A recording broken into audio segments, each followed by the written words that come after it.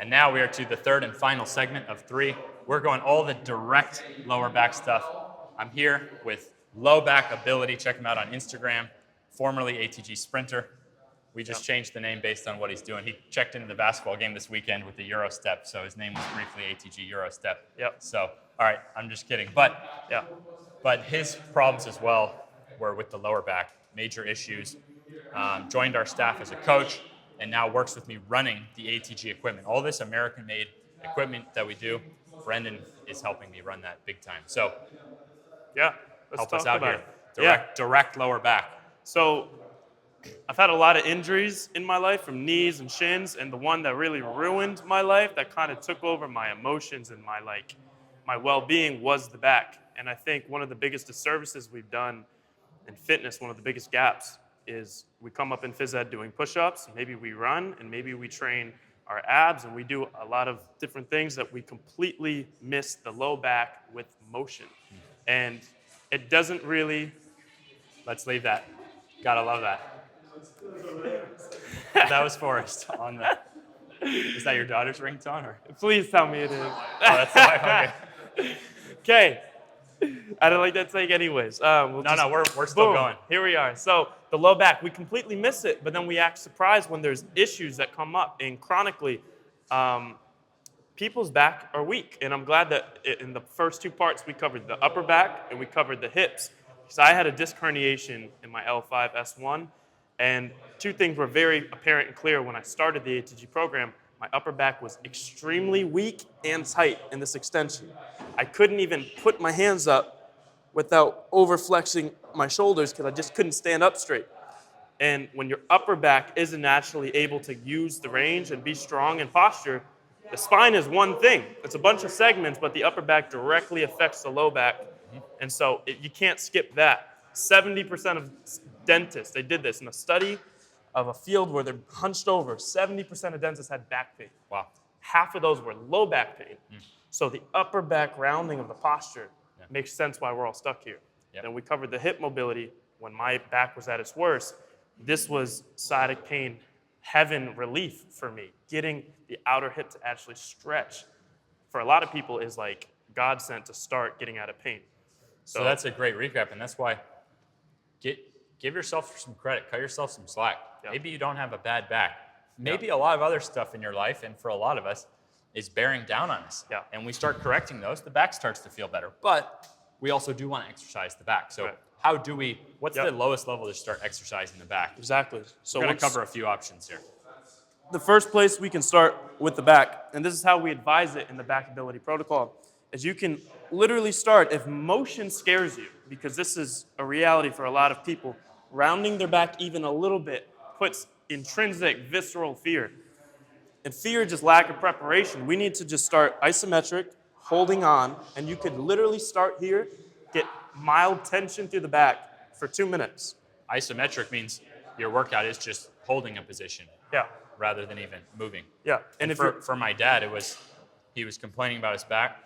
I bought him a back extension for his garage, and he actually started with I told him to go in the garage and do 1 rep assisted, and that was it. And then the next night, 2 reps, and so on.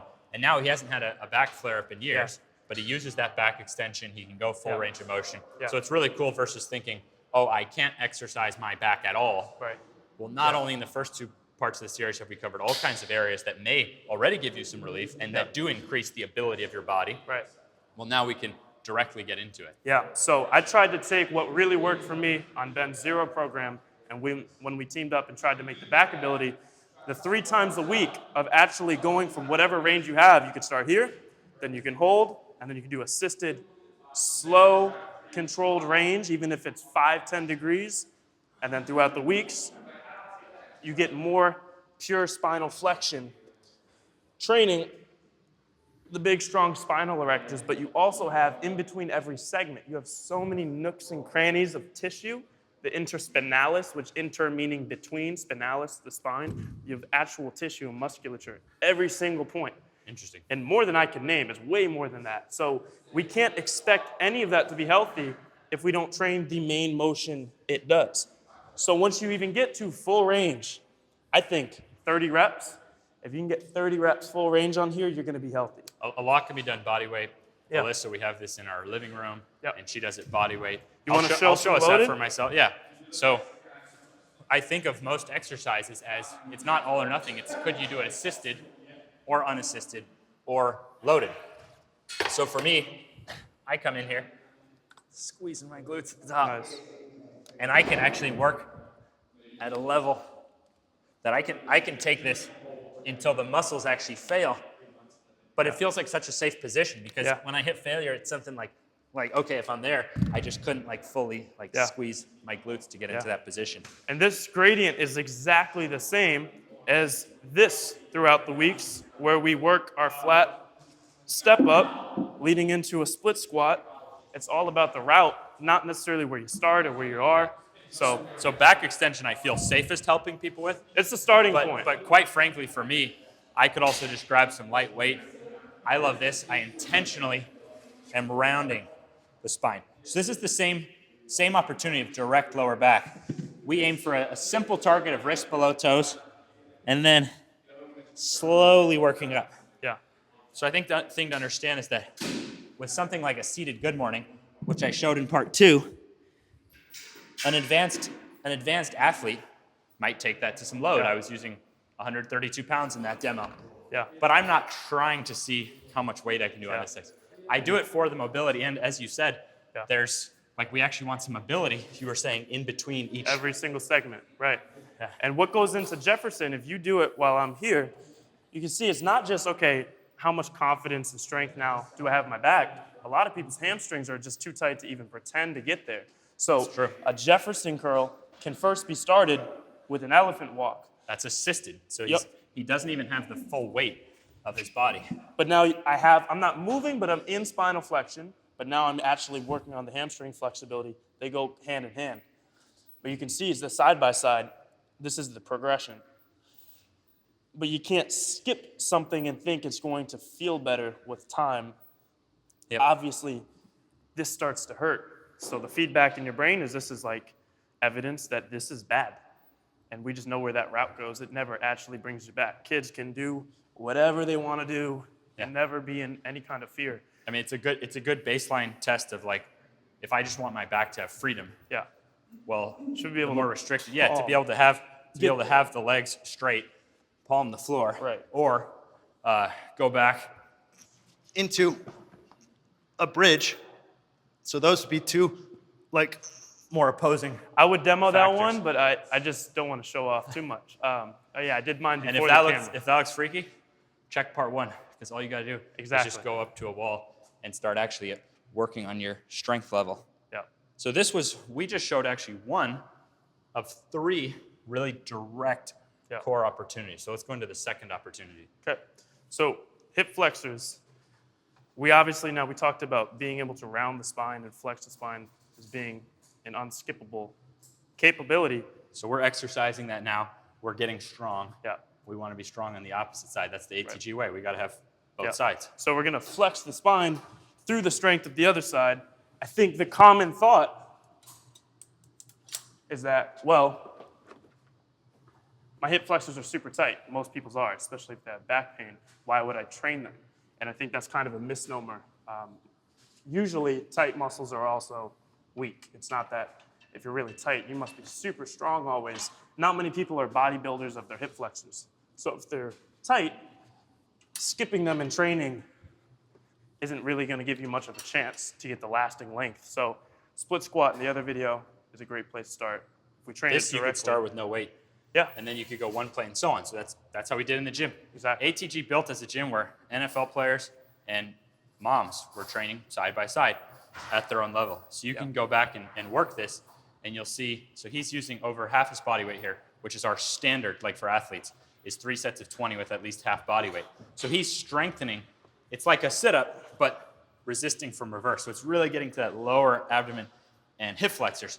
But because we work on that ATG split squat where we're stretching the hip flexors as well as the couch stretch, it doesn't mean that your hip flexors won't get flexible.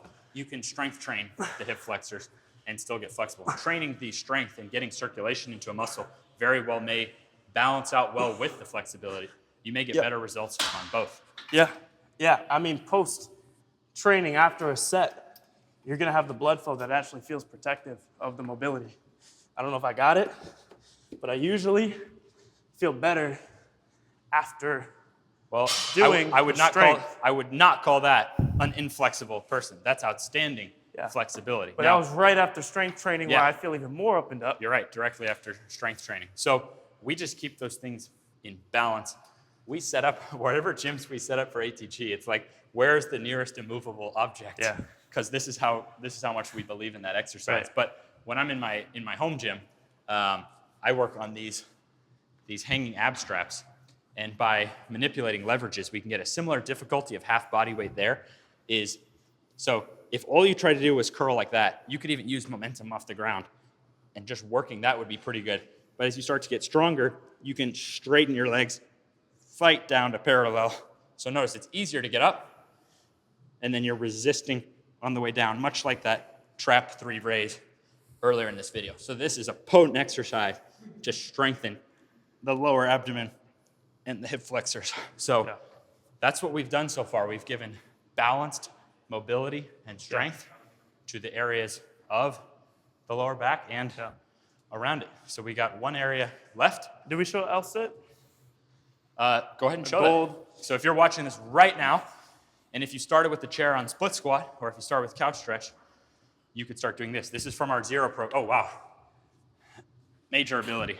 That would be the end goal. But notice if you just lean back and like this would be the same exercise, just at my level, doing holds like that. So from our zero program, you could start doing all the concepts we're talking about just Right. from home. And then you hold your butt off the ground and one leg off the ground at a time. Gradually. Yep. building. And as you start to lean forward, even that gets tough. Yeah. And so so this would be the easiest. Right. And as you get forward into holding yourself off, Yep. it's like a scale there. Yeah, so if we look at the low back, it's kind of the knee concept. If we improve the ankle mobility, that's going to help a ton. If we work on the actual hip flexor length and we work above the joint, things clean up. Well, the low back has one thing above it that really affects it, the upper back, and then the hip flexors, the psoas, and everything here. We're just trying to cover our whole basis of where your pelvis is going to sit. My disc herniation, L5S1, not to get too into it, but L is lumbar, S is sacrum. It's just as much a pelvis issue Well, what's as the it is. lumbar and the sacrum? The lumbar is your low back, so those are the And segments. What's the sacrum? The sacrum is the bone of what connects your pelvis to your spine. So in that literally Drew by has some serious work on these. yeah, he's videos. gonna get it. The definition, literally, L5S1 means it's just as much Thank you, Drew. a low back issue as a hip issue. So if we skip that, that's why when you have that type of disc pain, any of this stuff becomes a huge issue. Lateral, rotational, your hips just We become want ability fixed. for it all. Yeah, so That's the what front, we've covered in this series. I think if we covered one more, the Increase QL. pain-free ability, and thousands of success stories come in for pain going down. But we're only targeting your pain-free ability. And I'll show how you could start this at home as well.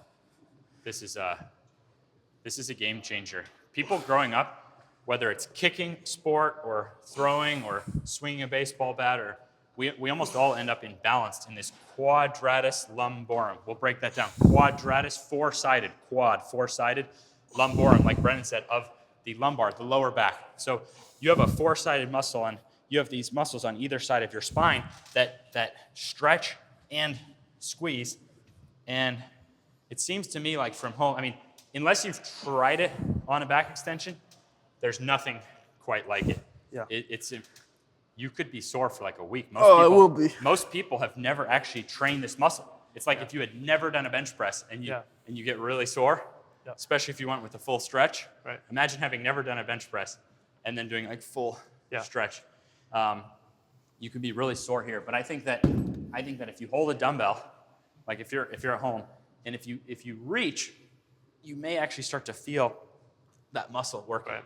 So you could, if you went slow and you thought about trying to stretch that QL, you could, like I can feel a stretch there, you could get sore in that muscle and make it stronger. And you've probably seen people do some sort of side bend for the obliques there, but we're going deeper than that. To the QL, the quadratus lumborum, you can see where it attaches. It literally connects hips to the spine. You can see where it attaches in the anatomy. This is a back muscle.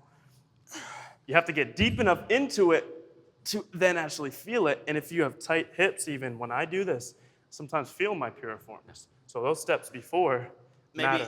Maybe I guess if someone started here, like if they just reached with their body weight Yeah, and went slowly, that would be some degree of load.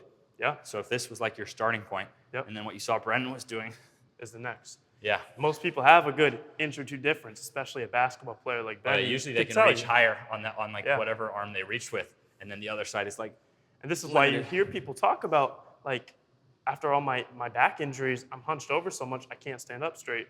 Our own employee, Kyle, didn't know how tall he was when he was a teenager because he lived Wow. 3 years in back pain like this. yeah. Turns out he's 6'6", a stud, can dunk, head above the rim, but Boy, show one of his visuals of him dunking. yeah, This is what happens when like a 6'7" guy does ATG. yep. Holy Gets moly. full access of his body. So I think this was a super comprehensive, complete take on the back. Yeah, and Brendan, low back ability on Instagram, ATG equipment on Instagram. He's running both those pages. He did a great job breaking it down. We covered this right here. Yeah. We covered the low back itself, those QL Yeah. muscles, and the lower abdomen, all at levels that you could start right now. And we're Yeah. right there with you, 7 days a week, coaching you, customer service, no long-term contract. You can use it for whatever level you need. Yeah. If you need any equipment, we Yeah. make our stuff American-made Yeah. every way we possibly can. So Yeah. thank you so much for your support. There's really no words. Thanks to my team here. Seriously. Thanks to Forrest and Drew filming and doing all this editing to bring this to you. See you later.